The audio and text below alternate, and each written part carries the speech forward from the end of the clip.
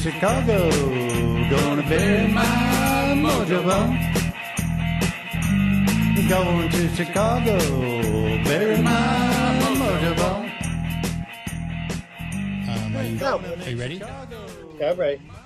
This is Gary Forney. I've been a musician basically kind of all my life. I started my first band in high school called The Scream of the Butterfly. It was kind of a pre-punk era punk band. I also continued right through high school, and but when I got out, I had to go to work. I got married, and so some of the creative aspects was in hibernation for a long time. And then in about 95, I started wanting to get back into it. And I started writing a few song poems. And then I was in a movie called Off the Charts, a song poem story. The song poem stuff, how do you find out about song poems? And when you initially submitted lyrics, talk about the process of that. Because I've always been really curious about song poems in general. Did you read an article in the back of a magazine, or how did that happen? Yeah, see, I was a poet even all this time that the music was on hiatus.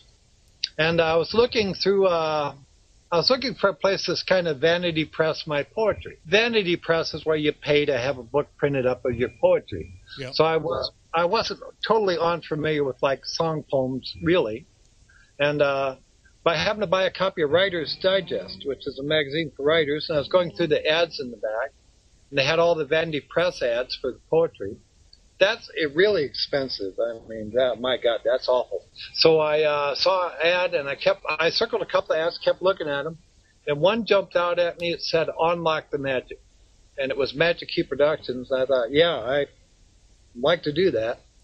And so my first song I sent them, I had studied musical composition way back when, like in high school and out of high school. Mm-hmm. So the song I submitted lyrics and a piano arrangement I had written, and they just recorded it and basically added a little rhythm track to it, which I didn't have. And so that was the first song. And then after that, I did a couple more that I had actually written words and music. And then I started just submitting lyrics. And the process with song poems is that you actually paid them to once they accept the lyrics to produce the. And then how much did that cost to create a track? Well, the first one, since I had written all of it, was only about $80. It wasn't bad. Yeah. And since then, What was that first track? The first one I did was a song called Caravan. I also used this title for an autobiography. I don't think that's really, it's on the CD, but it's not really out on like YouTube or anything. That record, Chicken Insurrection? Chicken Insurrection, yeah. Yeah, that was all your tracks. Was that your first compilation of songs that you released through Song Poems? Yeah, that was, I had written about 50 of them or so. What year was that? 2003, I believe. And what year did Off the Charts come out again? I forget. I was first contacted by Off the Charts in 98. And then we worked on it in 98, 99, and 2000. Okay. The last scene of me in the movie was in 2000. But I didn't think too much about it. You know, it was fun making. Then I got a call in 2002 that Jamie Meltzer had sold it to PBS. And then it was finally released in February of 2003. Now, you feel the film misrepresented you in some ways. Is there? Yeah, I think they kind of went for all the song poets were wackos and the song sharks were the heroes. And yeah. That didn't set good with it. I've seen interviews with the director, and he talks about how he really respected the artists and felt that he wanted to expose the amount of courage that it took to create or release the work to the song poem industry and stuff. Do you agree with that? I mean, he didn't seem like he was. I've heard him say that, and Jamie would appear to be a pretty good guy, but overall his film just doesn't bring that across. I felt like there were scenes in there that, and I know you talk about on your site, that were staged, but I felt like as a viewer, not knowing that they felt very sincere, like the scene in the motel room when you call your wife after the concert.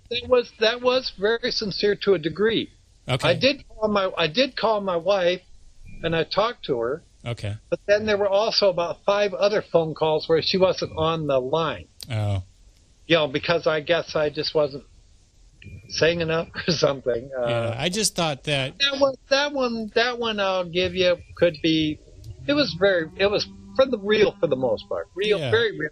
I felt like the film, it was very inspiring from just the standpoint of what it takes to believe in yourself and the courage it takes to share and create your artwork with other people, even though it might not fit in the mainstream or you be exposed to criticism or judgment. And did you feel that way in the film when you went out to perform these shows at like the bluegrass concert? Well, yeah, I kind of felt that way, but I didn't think the film really kind of did that side of it justice.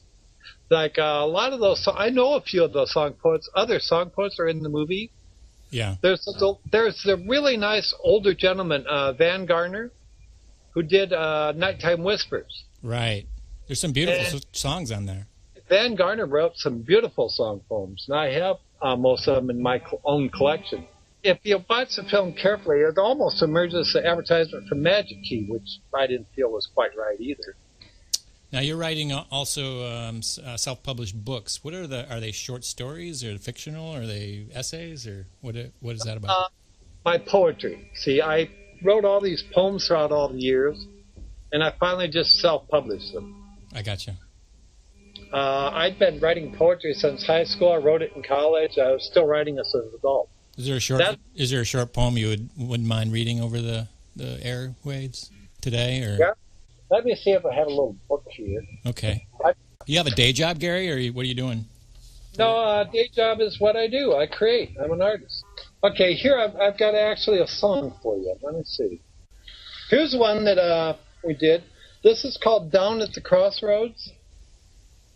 Okay. Went down to the crossroads, there to sell my soul in the name of rock and roll. Down at the crossroads, down at the crossroads. Thought I heard the devil calling out my name, wanting me to share his fame.